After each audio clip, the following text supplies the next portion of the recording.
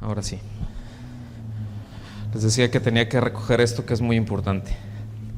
Pues buenas noches. Vamos a comenzar con este tema que es el número 55 ya de la serie El Mesías y su Iglesia. Y vamos a estar estudiando, si van por favor allá a Lucas, al capítulo 15, va a ser a partir del versículo 1 al versículo 10. Y el nombre del tema es el valor que Dios nos da.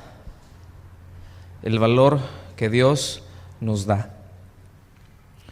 Y antes de continuar, antes que nada, yo quiero aclarar que este tema, como el título lo indica, es el valor que Dios nos da. O sea, no tiene nada que ver con la autoestima o con la valoración que el hombre le da al hombre, ¿verdad? O ese evangelio tan popular que se ha centrado en el hombre en los últimos años. No sé, yo me atrevería a decir que en los últimos 30 años más o menos ha habido sobre todo en los últimos 25 años, sí, por ahí 25 o 30 años, pero ha habido un enfoque en hacer ver al Mesías como un accesorio, en hacer ver al Señor Jesucristo como un medio por el cual el hombre puede tener su mejor vida ahora. Yo no sé si ustedes lo han visto, pero muchas de las campañas, mucha de la publicidad que se hace, por así decirlo, no me gusta utilizar ese término, pero pues es que luego pues eso es, ¿no? Es ven a Cristo, ¿verdad? Y tienes problemas, necesitas esto, tienes acá, ven a Cristo. Y hay veces pues nos hemos centrado en un evangelio más o menos así. Y eso es algo que la iglesia ha estado predicando de una forma continua. Un evangelio centrado en el hombre, en donde ya se ve al Señor Jesucristo, repito, como un medio por el cual se pueden obtener cosas, ¿verdad? Es decir, ya se publicita como algo más así, como el plus de tu vida, ¿no? Todo está muy bien, ay, pero si fuera cristiano, ¿verdad? Nada más le falta ser cristiano. Todo te iría muy bien, te iría mejor y se ve como una opción para tener una mejor vida ahora. Y déjenme decirles, bueno, saben de lo que les estoy hablando, ¿no? Ese es el título de un libro, ¿verdad? Pero yo sí quisiera decir que es más que un título de un libro del Evangelio de la Prosperidad y de la Confesión Positiva. Porque ya se ha venido a hacer una mentalidad. Si usted se pone a ver, ya es una mentalidad, es tan occidental, es tan materialista, que ha alcanzado proporciones extraordinarias dentro de la iglesia. Ya es todo para mejorarlo ahorita. Ahora sí, como decía el legendario personaje de la política mexicana, el hoy, ¿verdad? O sea, el aquí y ahora. ¿Han escuchado esa frase? El aquí y el ahora. Bueno, mucho de esto se está dando, ¿verdad? Y repito, como tratar de utilizarlo a él como un medio para llegar a tener cosas, ¿verdad? Que por cierto, el autor de ese libro hizo otro, ha hecho algunos, pero hizo otro libro catalogado por las librerías como de autoayuda, fíjate. O sea, como libros de autoayuda. Y ese libro se llama El poder de yo soy. Fíjense bien, el poder de yo soy. Pero, pues dice uno el yo soy, pues el Señor, ¿verdad? Pero no, ahí se está refiriendo a yo soy, ¿sí? Y eso nos deja ver muchas cosas. Él ahí, en ese libro, dice que los mensajes que se predican en la iglesia acerca del pecado son a menudo la razón por la cual la gente no va a la iglesia. Él dice, hablar de eso es negativo, dice este magnate tejano. Y luego termina diciendo, bueno, en una de sus frases, Dios es para usted. deje de estar contra ti mismo. O sea, quiero hacer una pregunta. ¿Qué hace el Evangelio? El Evangelio ciertamente son buenas nuevas, ¿sí o no? Digo, por descripción, por concepto, por definición, pues, Evangelio es eso, son buenas noticias. Pero buenas noticias ¿en base a qué? O sea, dice uno, bueno, pues es que eso es muy relativo, porque yo te puedo venir y decir y venir bien contento, ¿verdad? Por ejemplo, no sé, con quien sea, ¿verdad? Y llegar, ay, fíjate que te traigo una muy buena noticia, ya se alivió el perrito de mi vecina. Y pues tú puedes decir, qué bueno. Pero eso no es precisamente, o no necesariamente es para ti una buena noticia, ni fu ni fa. ¿Sí o no? Entonces queda muy relativo eso de buenas noticias. Pero vamos ahora al otro lado, vamos al lado del absoluto de Dios. Si Dios dice que es una buena noticia, ¿por qué son buenas noticias?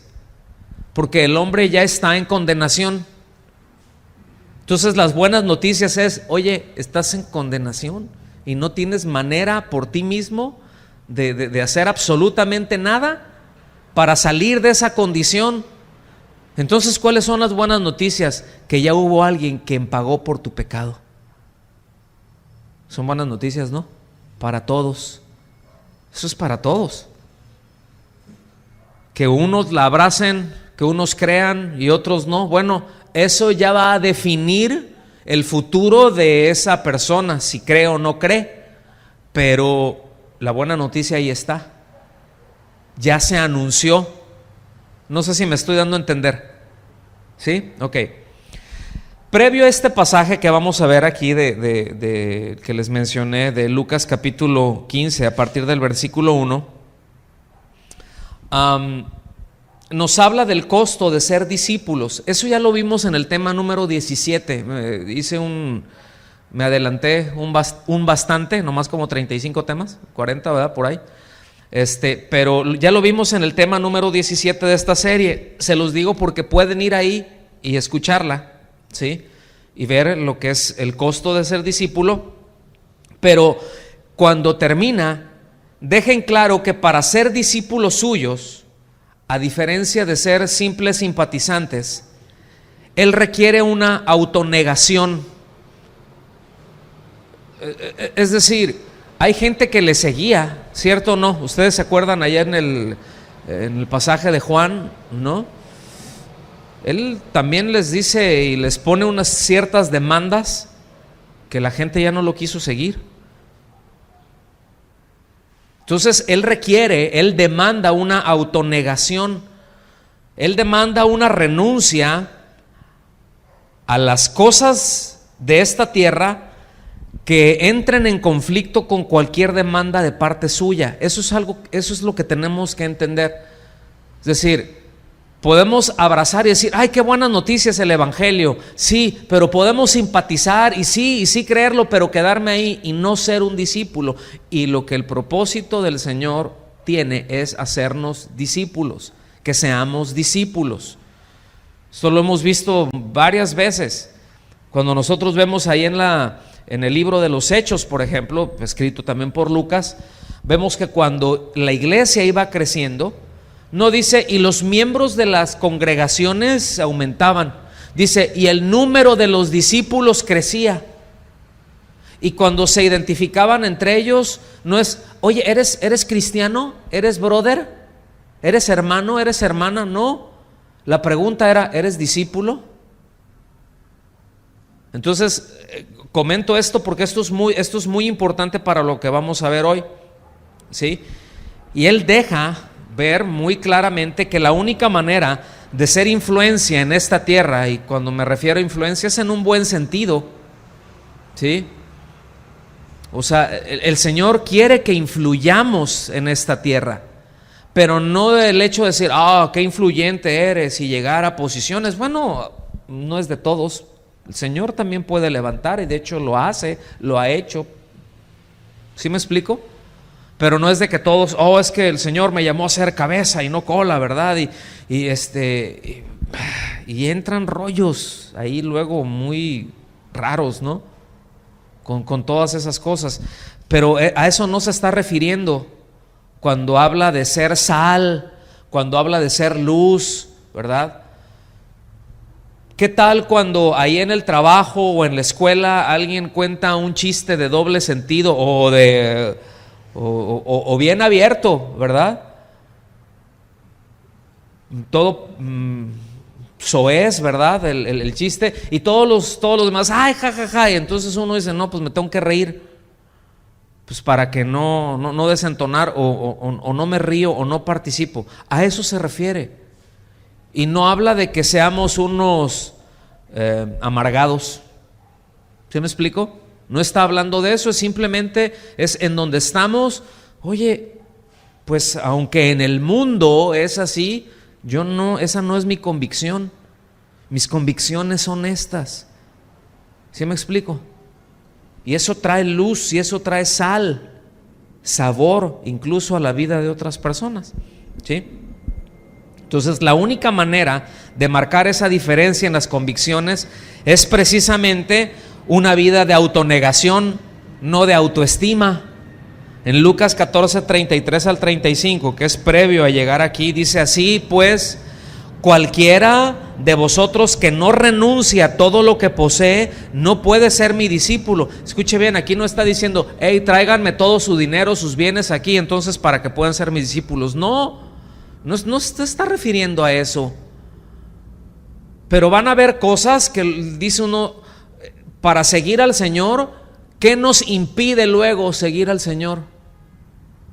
Y yo no estoy hablando de que si el Señor, bueno, ya es asunto de cada quien, ¿no? Si el Señor te llama para mandarte a algún determinado lugar, ya es asunto de cada uno las respuestas que va dando, pero debo decir que para eso va un proceso. ¿Sí? Créanme, no sé, yo no digo que no ha habido casos así, pero de que alguien, yo no lo he visto, pues, alguien que esté atrapando moscas, ¿verdad?, en la banca de una iglesia y de repente que el Señor le diga, te voy a mandar a las naciones, y ¡pum!, lo manda a otro lado y levanta un tremendo ministerio. La verdad es que yo no lo he visto eso. Yo todo lo que he visto cuando el Señor levanta es que hay un proceso de una formación, de que primero se es fiel en lo poco. Primero se asiste con constancia, con persistencia, se aprende, se entra en un proceso de estar aprendiendo de la palabra de Dios y se empieza a involucrar en el servicio, en lo que sea, porque somos sirvientes, eso somos, ¿cierto o no? Lo que haya que hacer, si hay que acomodar sillas, si hay que limpiar, si hay que cuidar a los niños, si hay que enseñarles, si hay que hacer esto, y el proceso que tenga que llevar para hacer eso, forma parte de todo ese bagaje y de toda esa formación que el Señor nos va dando. ¿Sí? Entonces no está diciendo deja todo y vente para acá. Ese ha sido un error garrafal que se ha cometido. Aquí se está refiriendo perdón, a esas cosas, a esas decisiones, a esas encrucijadas. Está hablando de resoluciones que debemos de tener en el corazón, porque tarde o temprano vamos a llegar a encrucijadas. Tarde o temprano. Es decir, si Dios me está llamando, un ejemplo muy práctico, el Señor me está llamando para ya tengo tiempo estudiando la palabra y ahí estamos, ahí vamos bien, y para empezar, por ejemplo, un grupo de estudio con mis vecinos, empezar a enseñar, a predicarles y enseñarles la palabra de Dios. Qué maravilla, ¿no? Y decir, ay, sí, el Señor me está llamando a esto, pero híjole, no puedo hacerlo porque tengo un partido de fútbol, o porque tengo esto, o porque tengo esto otro. Sí, es a lo mejor una comparación boba, pero a veces no tanto, ¿eh?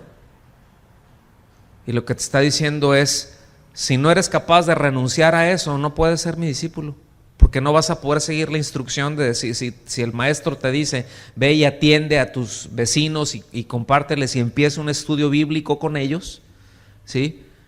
Si no puedes renunciar a esto, no puedes ser mi discípulo, no vas a poder seguir mis instrucciones. Y la esencia de un discípulo es que sigue las instrucciones del maestro. No sé si quedó claro, ¿sí? Entonces dice, a todo lo que posee no puede ser mi discípulo. Buena es la sal, pero si la sal se hace insípida, ¿con qué se sazonará? Ni para la tierra ni para el muladar es útil. La arrojan fuera, y el que tiene oídos para oír, oiga, ¿verdad? Entonces por esto debemos de entender que todo el valor que tenemos, ¿cómo se llama este título, este tema? El valor que Dios nos da. Entonces debemos entender que todo el valor que tenemos es porque ese valor ha sido asignado no por nosotros mismos, sino por el mismo Creador. ¿Ok? Por el mismo Creador, por el mismo que estableció el costo del pecado. ¿Quién fue el que estableció cuál es el costo del pecado? Dios. Fíjense, Él lo sabía desde antes de la fundación del mundo, siempre lo ha sabido, y aún así, cuando alguien dice, es que Dios corrió el riesgo, Dios no corrió riesgo, Dios lo sabe. Pero qué impresionante, o sea, si me preguntan cómo es eso, yo la verdad es que no lo entiendo, me rebasa por mucho, pero el hecho de que Dios, sabiendo que al darle esa libertad a sus criaturas iban a escoger mal, y Él, sabiendo cuál era el costo de ese pecado, Él decidir pagarlo, ¿sí? Porque Él es el que determinó pagarlo. El apóstol Pedro ya nos dice en su primera epístola que Jesucristo fue sacrificado desde antes de la fundación del mundo. Qué impresionante es eso. O sea, no fue un plan B. No es de que a Adán le salió chafa y ahora pues alguien que repare esto como se ha manejado. No, ya estaba determinado. Y vean la perfecta armonía entre las voluntades, entre el Padre, Hijo y Espíritu Santo. Cómo el Hijo desde la eternidad nunca le dijo al Padre, no, Padre, yo no voy, que vaya el Espíritu Santo, o ve tú, ponme el ejemplo. Se fijan que ve tú, yo voy. Pero se trata de tu gloria, se trata de ti, se trata de que se vea lo magnífico que eres, lo excelso que eres. Qué grueso, ¿no? ¿Sí o no? Entonces, Él determinó pagarlo en una muestra de su perfecta justicia, de una perfecta rectitud e integridad. Escuchen bien, para poder dimensionar al menos hasta donde nuestro entendimiento tan limitado alcance, el inmenso valor y el propósito de su obra como Mesías. Es decir, refraseo lo que dije con anterioridad. Fue el mismo Creador quien estableció cuál es el precio el costo, no el precio, el costo del pecado. ¿Sí?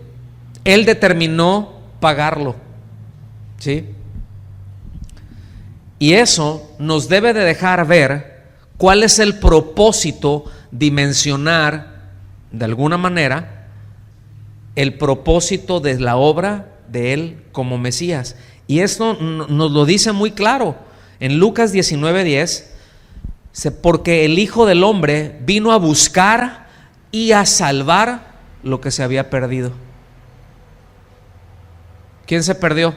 ¿Quién estaba perdido? Pues el hombre. Pero él vino a buscar, ¿y a qué cosa? A salvar. ¿Sí? Ya estaba perdido, pero Él vino a eso. O sea, Él no vino para que tengamos nuestra mejor vida ahora, o para que en esta vida lo utilicemos, como dijimos en un principio, o pretendamos utilizarlo como un accesorio o como algo que, ¿verdad? Como un plus, como un medio para obtener ciertas cosas. No.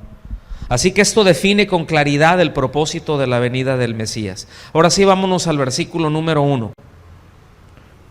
Porque aunque son varios versículos, yo creo que espero que avancemos muy rápido. Versículo 1 de Lucas 15 dice: se acercaban a Jesús todos los publicanos y pecadores para oírlo. Fíjense. Yo no sé si ustedes se han detenido o se habían detenido en esto, pero yo espero que por lo menos hoy y después ya llevárnoslo a casa y poder estar meditando en esto. Pero dice, se acercaban a Jesús todos los publicanos y pecadores para oírlo. Cuando dice para oírlo, denota un interés. Es decir, algo habían visto, escucharon un mensaje de él que querían oír.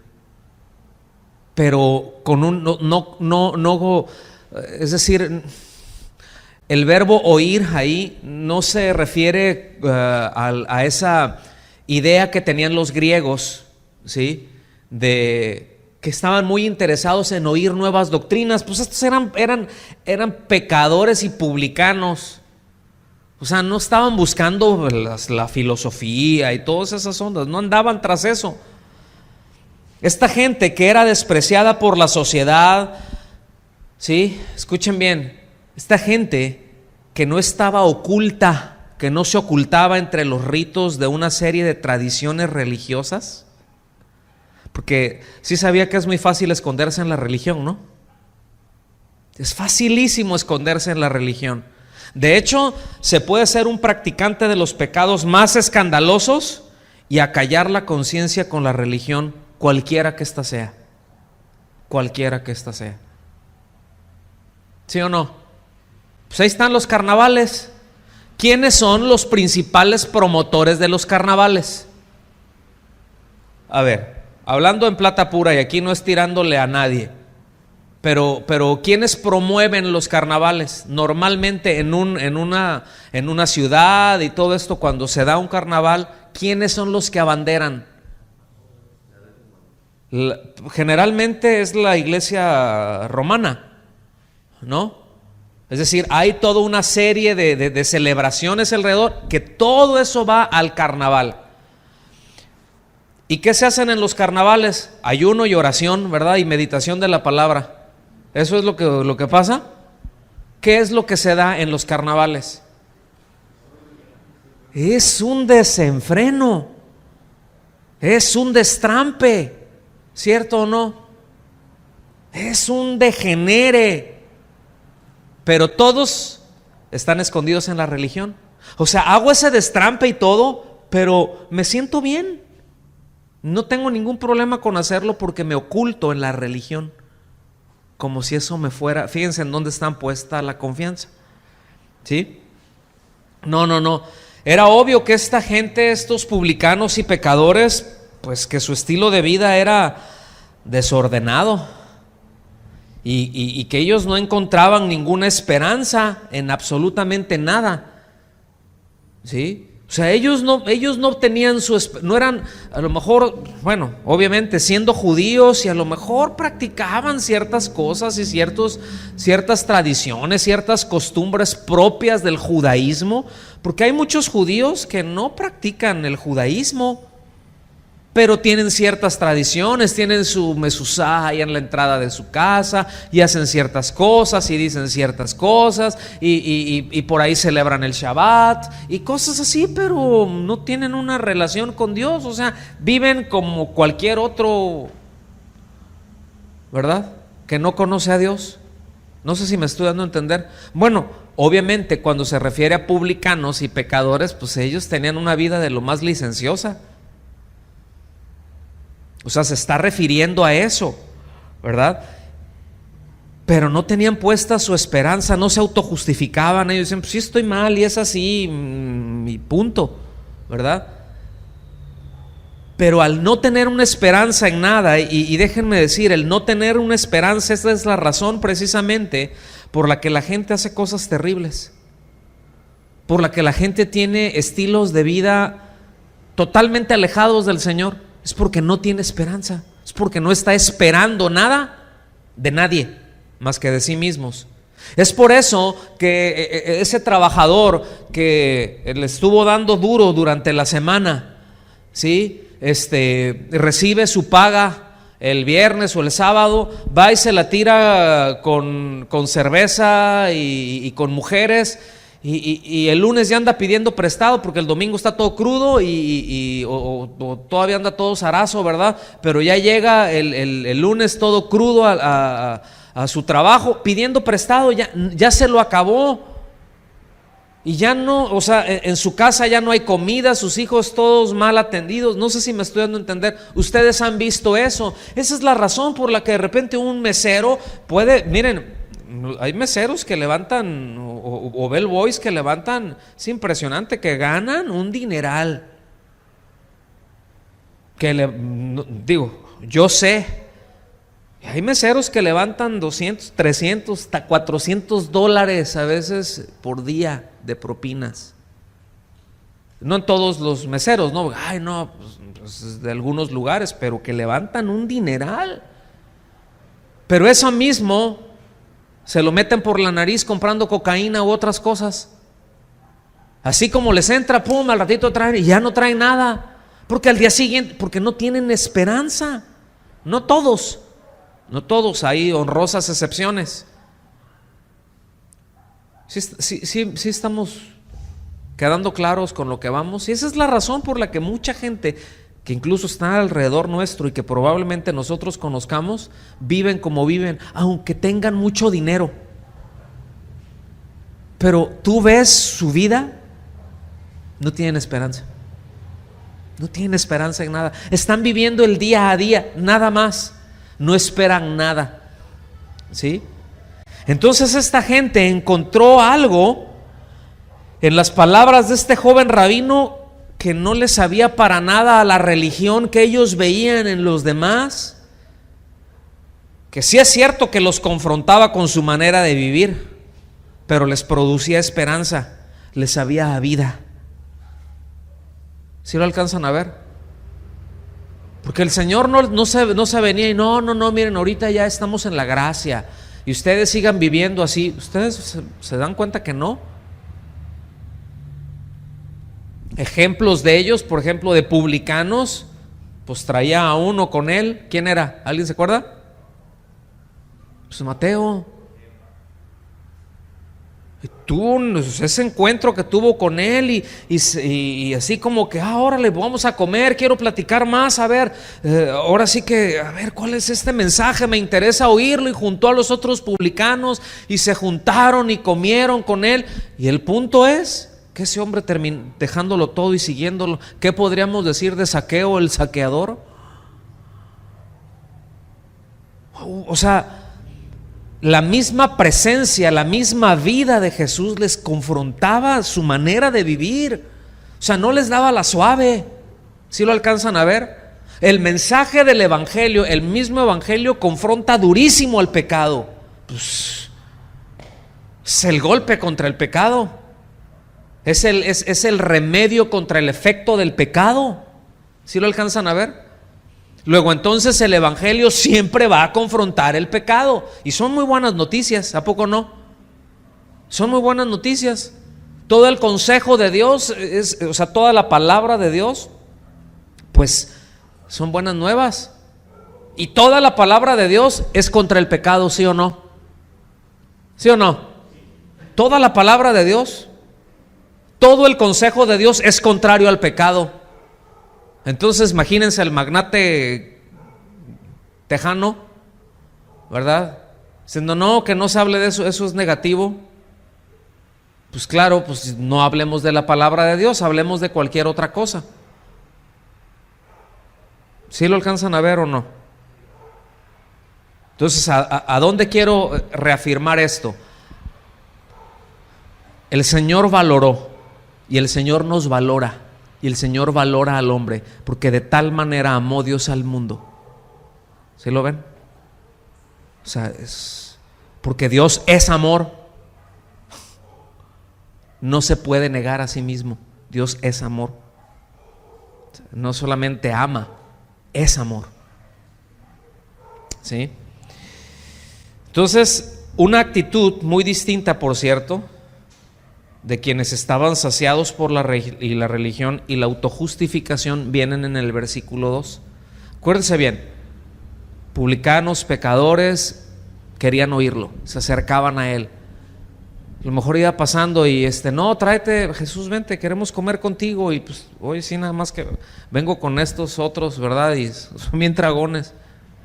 Y luego, como hemos venido caminando, no se preocupen, o sea, y eran hospitalarios, los recibían, a ver, vamos a preparar esto. Y queremos escucharte, no nada más el hecho de queremos pasar un tiempo contigo, pero mi interés es escucharte. Quiero escucharte, ¿sí? En el versículo 2 dice: y los fariseos y los escribas murmuraban. Esa palabra de murmuraban quiere decir refunfuñaban, se quejaban, ¿sí? Lo sacaba de onda, pues, del griego, ¿verdad? Diciendo: este recibe a los pecadores y come con ellos. Fíjense bien, o sea, les molestaba eso, o sea, veían, oye, si este es un rabino, porque ellos lo reconocían como un maestro, como un rabino. ¿Sí se acuerdan? Más de una ocasión, escribas llegaron: rabí, ¿qué quiere decir esto? Rabí. Y algunos fueron en buena lid, en otros fueron para tentarlo, pero lo reconocían como un maestro. Entonces esto nos dice que se quejaban porque él se juntaba y hasta comía con esa clase de pecadores, con esa clase de gente. Y me pregunto si no nos habrá pasado más de una vez a nosotros así, incluso con nuestra familia, que en vez de sazonar sus vidas con gracia y como ya mencioné hace un rato, no me refiero a estar de acuerdo con las cosas que hacen, pero ¿no nos habrá pasado que hemos tomado actitudes que no corresponden a quien debe salar la tierra? Que a lo mejor hemos tomado actitudes como de los escribas y los fariseos. No me junto con ellos, es que, ay Señor, son bien mal hablados. Ay, Señor, pues sí, es una comida de la familia, pero es que no tengo nada de qué platicar. Y luego le empiezan a uno a dar carrilla, porque sí pasa, ¿cierto o no? Pero pues hay que aguantarla. ¿Y por qué mejor no tomar una actitud de servirles y de acercarnos? No quiere decir que estás de acuerdo con la forma en que viven o las cosas que hacen, porque luego la otra cosa que hacemos, y yo creo que aquí nos ha faltado sabiduría, y digo creo, tengo la convicción, yo he hecho mal en eso, que está nuestra familia, ¿verdad? Ahí seres, amigos de, pues ahora sí que de la otra vida, ¿verdad? Y los queremos corregir y en todo, porque nosotros ya nos sentimos tan santos. No, es que está bien mal que estés haciendo eso. Oye, no, pero es que no debe de ser así, es que Dios reprueba eso. Y el otro, bueno, pues sí, pero sí me explico, y viene un rompimiento. Ahora, yo no estoy diciendo, repito, por enésima vez, que estemos de acuerdo con eso, no estoy diciendo eso. Y eso debe de quedar muy claro en nuestras vidas. No participo de eso, si está bien o no. Pero el hecho de poder compartirles, hablarles, a veces los queremos cambiar y todavía no les hemos dicho de qué se trata el asunto. Queremos que dejen de hacer cosas como nos enseñaba Rocío, ¿se acuerdan? El domingo. Luego queremos corregirles las conductas, pero no hemos llegado a que al corazón decir, pues ¿por qué se conducen así? Pues porque necesitan un cambio de corazón, porque tienen un corazón de piedra. No sé si me estoy dando a entender, pero esto está hablando una actitud que tenían. Fíjense, la objeción de estos hombres, de los escribas y fariseos, era que los pecadores y los publicanos creían en el mensaje que ellos rechazaban. Esa era la objeción. No podían decir que estaba mala enseñanza. En algún momento llegaban a decirlo, pero cuando el Señor les refutaba, se quedaban callados. Les mataba el gallo rápido. ¿Sí? Pero ¿qué es lo que se molestaban? Que estos publicanos y estos pecadores, ¿qué es lo que hacían? Cuando Él llegaba y les hablaba del reino, y les hablaba del amor, y les hablaba del perdonar, y les hablaba del ponerse bien con Dios, ¿verdad? Porque el mensaje de siempre del Señor Jesucristo fue: arrepiéntanse, ¿sí? Conviértanse, arrepiéntanse, porque el reino de Dios se ha acercado. Ya está en medio de ustedes. Arrepentidos, arrepentidos, arrepentidos, arrepentidos. Lo podemos ver en el Evangelio, ¿sí o no? O sea, el arrepentimiento es esencial. Se tiene que predicar, ¿sí? Y eso es lo que les hablaba. ¿O piensan que les hablaba otras cosas? Si con eso les daba su bienvenida. Oye, no, mano, o sea, le estás haciendo mucho daño a la gente.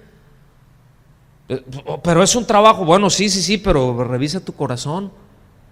Y la razón de que lo estás haciendo así es porque ¿cómo está tu relación con Dios? Pues eres enemigo de Dios. Y les hablaba el Evangelio. ¿Y qué hacía esta gente? Lo creían, lo abrazaban, y eso les molestaba a los otros. Esa era la objeción mayor. Yo he visto a lo largo de los años un mal en la iglesia, y es rechazar a la gente sin Cristo y tomar una actitud de aislarse, ¿verdad? Pero a quienes se dicen cristianos pero viven desordenadamente, se les cobija con argumentos terriblemente mal interpretados y aún contradiciendo la instrucción bíblica. Es decir, con los del mundo, ay no, fuchi, fuchi, chusma, chusma, ¿sí? No, o sea, no quiero nada contigo porque no me vayas a contaminar, inmundo, ¿verdad? Pero alguien que se dice que es creyente y es un fornicario, es un adúltero, pues un tranza, golpea a la esposa o al esposo, es esto y lo otro, ay no, y se le corrige y se le exhorta. Ay, qué faltos de amor, ¿se fijan? ¿Qué onda ahí? Cuando la instrucción bíblica dice, si con cualquiera que siendo fornicario, siendo adúltero, siendo esto, y se dice ser cristiano, dice, con ese ni comas. Y nosotros los invitamos a los tacos en nombre del amor, violentando lo que la palabra de Dios dice. No sé si lo alcanzan a ver, ¿sí o no? Y a veces tenemos los cables al revés. Bueno, sí somos hermanos y te dices creyente. No, amén, gloria a Dios, aleluya, ¿verdad? Oye, pero ¿qué onda con esto, mano? Porque es muy obvio. No, pues está mal. Y enseñarle y decirle y exhortarlo en amor, pues no es de que, tú te dices cristiano y eres así, pues a volar, gaviota, ¿verdad? Pues yo no estoy hablando de eso tampoco, porque para tratar todos esos asuntos, el Señor estableció cómo se debía de hacer en la iglesia, ¿sí o no? Para empezar, dice, mira, cuídate tú de no caer. Y luego la instrucción es, si ustedes que son maduros, que son espirituales, ven que otro se enreda, queda atrapado, queda enredado en prácticas pecaminosas, ustedes que son espirituales, desenrédenlo, ayúdenlo. Sobrellévense las cargas los unos de los otros, cumplan así la ley de Cristo, considerándote a ti mismo. ¿Sí lo alcanzan a ver? Pero si esa persona no, y sigue en lo mismo, insiste en lo mismo, dices, oye, no, mano, o sea, aquí ya también hay que parar con esto. Yo podría poner ejemplos de casos así que se han dado. Sí, pues no sé si sean hermanos, primos o cuñados o qué serán, ¿verdad? O tíos muy lejanos, yo no sé. Pero que de repente se transaban a medio mundo en la congregación. Pedían anticipos de trabajos que no entregaban, y luego se gastaban ese dinero y le pedían al otro, y ¿sí me explico? Hacían cosas así, y después, oye, mano, ¿esto qué pasó? Ya hay varios ofendidos con esto. No, pero pues es que aquí, y al ratito, o sea, al no reconocer y al tener que decirle, oye, no, ¿sabes qué? Tienes que parar con esto y tienes que devolverlo. O sea, no es nada más, bueno, si aquel te lo quiere perdonar, pues eso ya es asunto entre ustedes, pero tu responsabilidad es restituir eso. No, que hay faltos de amor, ¿verdad? Pues bye. Y al ratito ya se va a otra iglesia, lo cuentan a su manera, ¿verdad? Hacen todo su rollo, no, sí, aquí, y al ratito y se tranza medio mundo, y así andan, de una, en otra y en otra, transándose a medio mundo, porque los brothers son más buenos que el pan de huevo, ¿verdad? O el de natas, el que quieran, depende cómo ande su colesterol. Pero la instrucción bíblica dice: apártate de los tales. Ahora, no sé si quedó claro eso ya, porque aquí esta enseñanza, este pasaje trata con actitudes. ¿Sí? Digan conmigo actitudes. Hacia los de afuera, hacia los de adentro. Vemos distintas actitudes. Por eso a continuación, el Señor Jesucristo da un par de parábolas para enseñarnos precisamente el valor que Dios le ha dado al hombre. No el valor que el hombre dice tener, no. Es para enseñar que Dios le da un valor al hombre al punto de pagar el altísimo costo de enviar a su Hijo a encarnarse y poner su vida como expiación para los pecados de todo aquel que cree. ¿Sí? Versículos 3 al 7.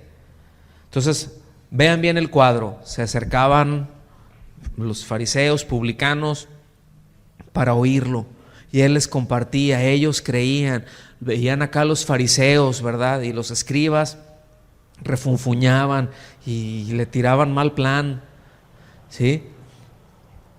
Y él se daba cuenta, como vimos la semana pasada. Él observa nuestras reacciones, Él observa nuestras respuestas, en cómo nos estamos moviendo. Y escuchen bien, siempre nos enseña con cosas prácticas que nosotros estamos viviendo. ¿Sí se da cuenta? Así es el Señor de directo.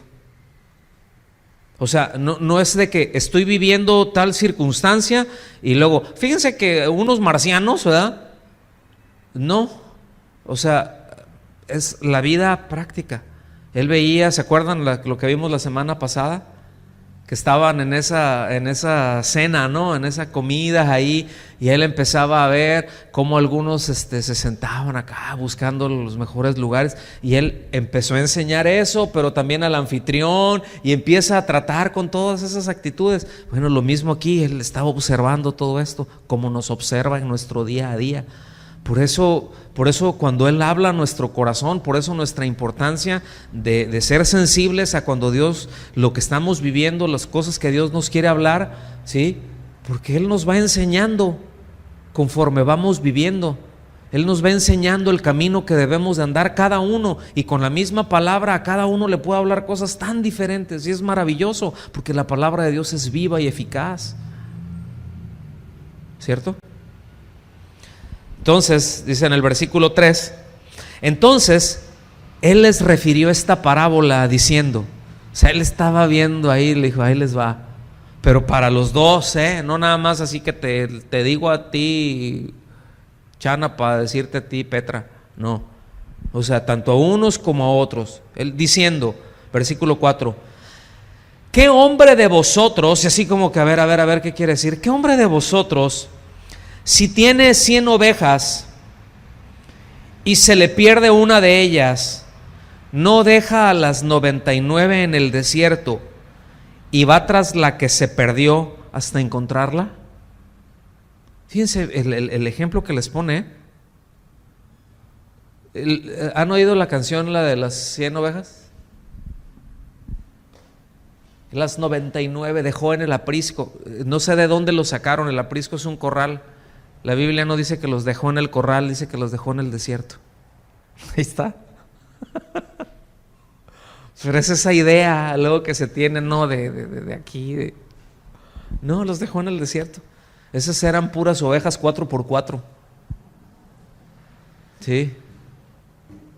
Eran ovejas sólidas. Y dice, cuando la encuentra, pero dice que él va tras la que se perdió hasta encontrarla. No así de que, a ver, papaces y mamases, ¿verdad? Con los hijos también. Cuando le dicen, hijo, hija, pásame tal cosa. ¿En dónde está? En tal lado. No está. Y casi lo traen colgando, ¿no? Y no lo encuentran, ¿no? Aquí está. Y luego generalmente las mamás, ¿qué es lo que dicen? Si lo encuentro, ¿qué te hago? ¿Verdad? Así son como frases de mamá, ¿verdad? Si lo encuentro, ¿qué te hago? No está, ya busqué. Y luego dice, aquí está. Mira, es que no lo vi. Pues sí, es obvio, ¿no? Pero no, dice hasta encontrarla. Es decir, el Señor no pensó y dijo, el hombre, pero es que lo voy a crear y no, Él vino hasta encontrarnos, mis amados. ¿Se fijan? Hasta encontrarnos. Hasta la cruz, dice, cuando la encuentra, la pone sobre sus hombros y al llegar a casa reúne a sus amigos y vecinos y les dice, gozaos conmigo porque he encontrado mi oveja que se había perdido. Luego fíjense bien, hasta ahí termina la parábola y Él les da la aplicación aquí. Os digo que así habrá más gozo en el cielo por un pecador que se arrepiente que por 99 justos que no necesitan de arrepentimiento. No sé si lo alcanzan a ver esto que está diciendo aquí. ¿Qué es lo que lleva implícito cuando les dice que un pecador que se arrepiente? Porque eso es lo que Él estaba predicando. ¿Sí me explico? Estaba hablando de esta diferencia en la actitud a la hora de recibir el mismo mensaje, como algunos pueden decir, esta es una manera de entenderlo con mucha claridad, sí es cierto, esa es mi condición. Y otros, yo estoy saciado, yo no necesito. Ahora, de ninguna manera quiere decir que Él valora más a la una que a las otras. No quiere decir que esa que se perdió es más importante para Él que las 99. ¿Sí? De ninguna manera dice que haya alguien que no necesite arrepentirse. Tampoco está diciendo eso, ¿verdad? Porque la Biblia dice que no hay justo ni aun uno. O sea, no dice, entonces este sí se arrepintió y entonces estos otros 99 no se tenían que arrepentir. Son parábolas. Uno de los problemas, ¿verdad? Y lo he comentado y lo seguiré diciendo cada vez que tratemos con alguna parábola. Pero las parábolas tienen un objetivo, es de enseñar, traer una enseñanza, una realidad espiritual, traerla a nuestra vida diaria, que la podamos entender. Pero esa ideología platónica, ¿sí?, de encontrar un mensaje oculto y tratar de darle un significado alegórico a cada, o sea, alegorizar cada cosa y darle un significado a cada parte de una parábola, no tienen ese propósito y termina uno desviando. ¿Sí? No. Tenemos que entender esto. Si alguien ha sido declarado justo es porque ya se arrepintió, no porque sea justo en sí mismo. ¿Se fijan? ¿Sí estamos claros con eso o no? ¿Sí? Porque ya ha creído y ya no necesita hacerlo otra vez. Es decir, el Señor puso su vida una vez y para siempre. Dice allá en Hebreos que Él logró, que Él consiguió eterna redención. ¿Cuántas veces fue sacrificado Cristo? ¿Una sola vez? Es decir, un solo sacrificio me alcanza para toda la eternidad. Qué maravilla, ¿no? ¿Sí o no? Ahora, aquí tampoco indica que los redimidos se pueden perder, no está diciendo eso, sino lo que aquí está enfatizando es el esfuerzo que se origina en el amor por rescatar al hombre. Eso es lo que está enfatizando. El amor, la grandeza del amor de Dios por venir y rescatar al hombre. ¿Sí? Deja claro que la responsabilidad del hombre es arrepentirse. ¿Se fijan? ¿Sí les quedó claro esa parte o no? Él va y la encuentra, pero dice, sí, es decir, ¿a qué se refiere cuando alguien fue encontrado? Que se arrepintió, que creyó, porque arrepentimiento y fe pues van de la mano. La conversión, arrepentimiento, fe, conversión, pues es una misma cosa. Bueno, son distintas cosas, pero son inseparables. ¿Sí me estoy dando a entender o no? En otras palabras, aquí en el verso 7 se establece por palabras del mismo Señor que el arrepentimiento y la fe son requisitos para que esa persona venga a ser encontrado, ¿sí? Salvado, pues, salvados por la campana. Que el Señor nos salve, pero se requiere eso. Por eso es que la instrucción que la iglesia recibe es a predicar el evangelio y alegrarnos cuando alguien le da respuesta a Dios. Pero nuestra responsabilidad es predicar el evangelio. ¿A quiénes? A toda criatura. ¿Sí? El que crea, bueno, pues ya se le enseñará, ya se le disipulará. No sé si me estoy dando a entender. ¿Sí o no? Versículos 8 al 10, vámonos casi para el final. Dice, aquí hay otra parábola que me dice, ¿o qué mujer que tiene 10 dracmas? Un dracma era una moneda griega de plata, que más o menos equivalía al trabajo de un día. Este es el único lugar en el Nuevo Testamento que menciona dracma, ¿sí? En otras, sobre todo en Mateo, pues menciona denarios, ¿no? Que era algo que ellos vivían. Pero el dracma, acuérdense, Lucas era griego, ¿sí? Y sus libros, tanto Lucas como Hechos, va dirigido a gente con el pensamiento griego.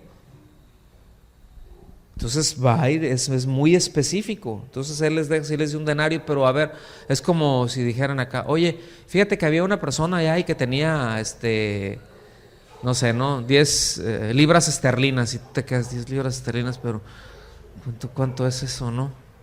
Y te pones, pues no sé cuánto serán 10 libras, es un chorro de lana, por cierto. Pero pero si ya nos dicen en nuestra moneda, un equivalente, más o menos, ¿verdad? Lo que es. Entonces dice, ¿o qué mujer que tiene 10 dracmas, si pierde un dracma, no enciende la lámpara, barre la casa y busca con diligencia hasta encontrarla? O sea, no es de que, ay, se me cayó. O sea, no pasa como nosotros cuando nos vemos un peso tirado por ahí. Luego si vemos un peso o una de las de 50 centavos, luego es que ni se pueden agarrar, ¿no? Que está en el piso y ni siquiera se pueden agarrar. Ya dices, no, ni me agacho, me voy a torcer la espalda, mejor le doy un patín, ¿verdad? No, dice que la buscó, ¿cómo? Con diligencia, ¿hasta qué? Hasta encontrarla. ¿Qué hizo el Señor otra vez con nosotros? ¿Qué hizo con el hombre? Él vino hasta encontrarlo. ¿De qué está hablando? Él se encarnó, mis amados. Eso es la maravilla, la encarnación. Él nació de una virgen. Por eso, vean ustedes, eso es, híjole, todo lo que le dice Pablo ahí a Timoteo, ¿no? O sea, él fue anunciado, nacido de una virgen, vivió impecablemente su vida, ¿verdad? Fue muerto, fue resucitado, ascendió. Ese es el Cristo que predicamos. Él vino hasta encontrar al hombre. Dice, y cuando la encuentra, a esa moneda, a esa dracma, reúne a sus amigas y vecinas y les dice, gozaos conmigo, porque he encontrado la dracma que había perdido. Fíjense el versículo 10. Así os digo que hay gozo delante de los ángeles de Dios por un pecador que se arrepiente. Otra vez, ¿ven la misma figura? Fue encontrado, ¿cuál es la premisa? Arrepentimiento. O sea, ¿qué tiene que haber para que sea declarado como encontrado, salvado? Que se arrepintió, que creyó, la fe en Jesucristo, ¿sí?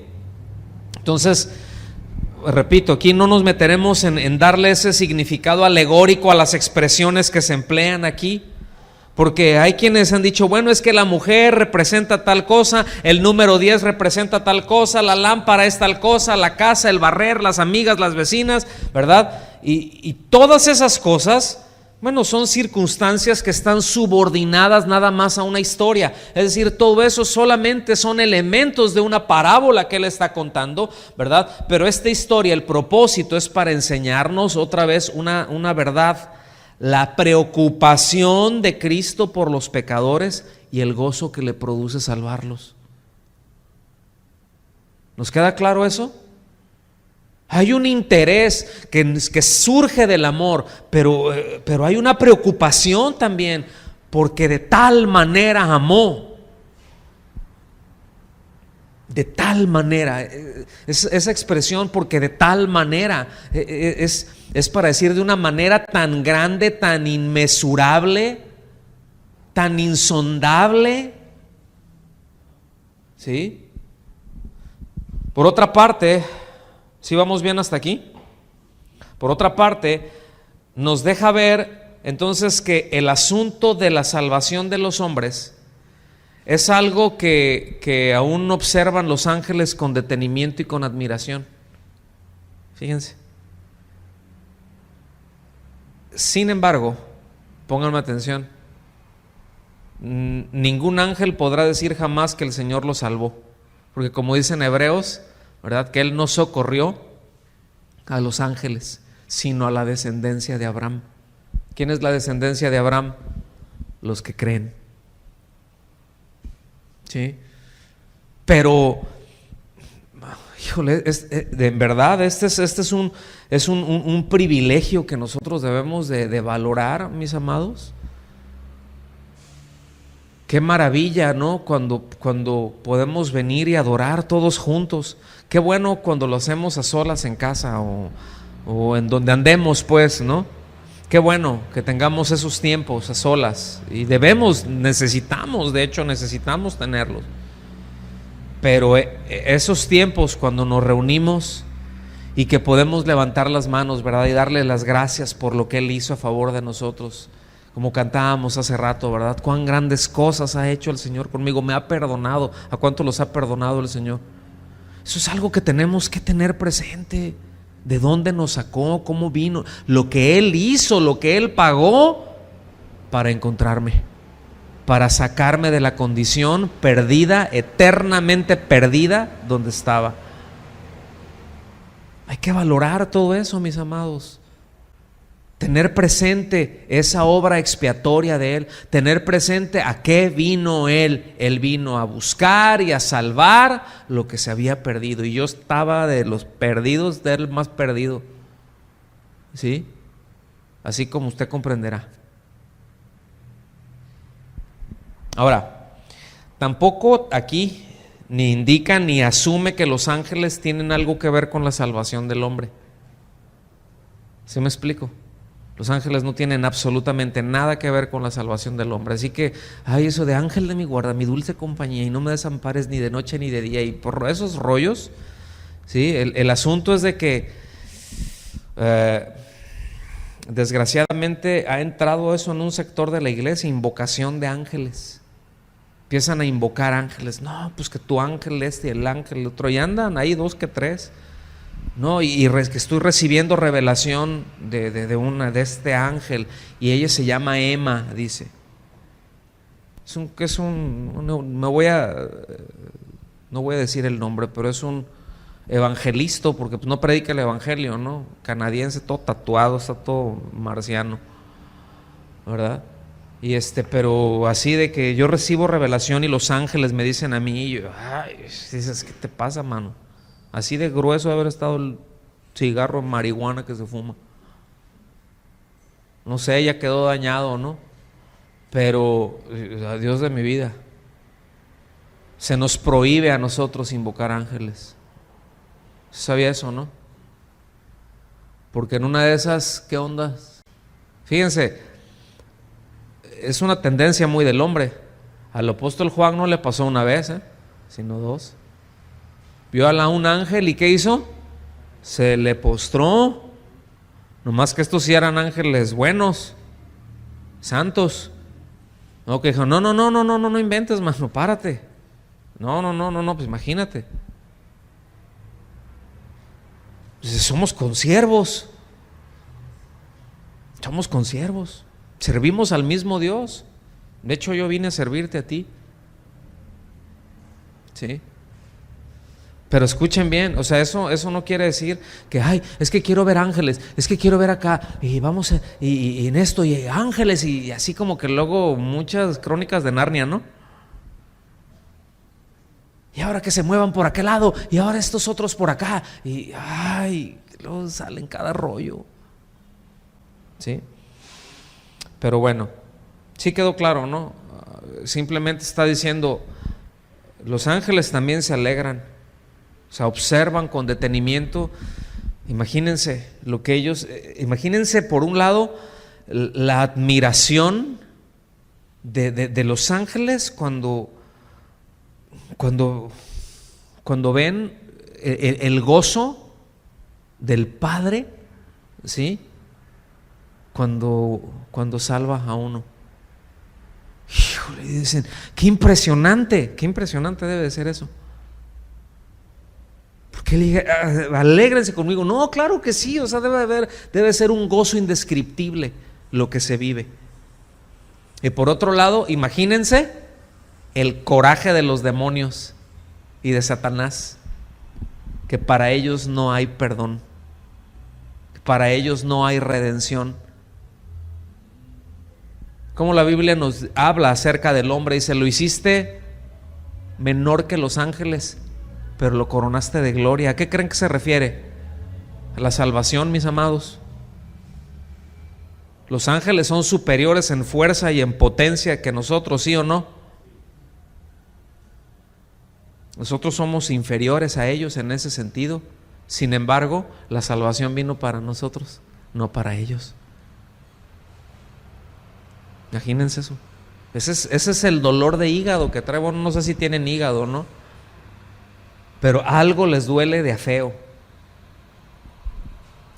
Vámonos ya para el final. Quiero leer en la Nueva Traducción Viviente, si ustedes quieren verlo ahí, Isaías capítulo 53, de los versículos 9 al 11. Lo voy a leer de corrido, no me voy a detener. Me gusta mucho esta versión, cómo la describe. La Reina Valera también es muy bonita versión, es muy perfecta, muy correcta. No quiero decir perfecta, pero correcta. Versículo 9 dice, hablando del Señor Jesucristo, Él no había hecho nada malo, nunca hizo nada malo, y jamás había engañado a nadie, nunca engañó a nadie, pero fue enterrado como un criminal. ¿En medio de quién fue su muerte? Entre malhechores, ¿cierto? Ahí fue su muerte. Dice, fue puesto en la tumba de un hombre rico. ¿Se acuerdan de eso o no? Una tumba nuevecita, último modelo, de José de Arimatea. Fíjense, todo esto estaba profetizado. Formaba parte del buen plan del Señor aplastarlo y causarle dolor. Reina Valera dice, y Jehová quiso quebrantarlo. Eso es muy fuerte, esa expresión. Sin embargo, cuando su vida sea entregada en ofrenda por el pecado, eso ya ocurrió, tendrá muchos descendientes. Disfrutará de una larga vida, es decir, la resurrección y la glorificación. Y en sus manos el buen plan del Señor prosperará. ¿En manos de quién prospera la voluntad de Dios? Jesús. Y si estamos nosotros con Él, pues los planes de Dios prosperan en nuestras vidas. ¿Cuántos necesitan que el plan de Dios para su vida prospere? Todos necesitamos eso. Por eso necesitamos ahora sí que, como dice el Proverbio 53.744, ponernos de pechito con el Señor. Sí, no andar ahí de rejegos, ¿verdad? Vean el versículo 11, escuchen. Cuando vea todo lo que se logró mediante su angustia, quedará satisfecho. Y a causa de lo que sufrió mi siervo justo, hará posible que muchos sean contados entre los justos, porque él cargará el pecado de todos, porque él cargará con todos los pecados de ellos. Qué maravilla. Sí. La Reina Valera debe decir ahí, y quedará satisfecho su alma, sí, quedará satisfecho. O sea, qué plenitud, es ese gozo cuando ve a los que Él ha salvado. Eso es lo que le producimos, ¿sí? No nosotros, pues, la obra de Él en nosotros, lo glorifican a Él, pero vean el valor que Dios nos da. No el valor que nosotros decimos que tenemos, que todo lo puedo en Cristo y porque soy acá y yo soy. No. Esto nos debe de mantener y ubicar en una humildad delante de Dios, de entender que todo lo que tenemos lo recibimos de Él. Que el valor que tenemos, ¿sí?, es porque Él nos lo dio. O sea, no es de que, ay, soy una llaga podrida. Bueno, sí, pues, pero Dios nos asignó un valor como la corona de su creación, a tal punto que envió a su Hijo a expiar los pecados del hombre para que todo aquel que en Él cree. ¿Está bien? Hasta aquí terminamos con el tema de hoy.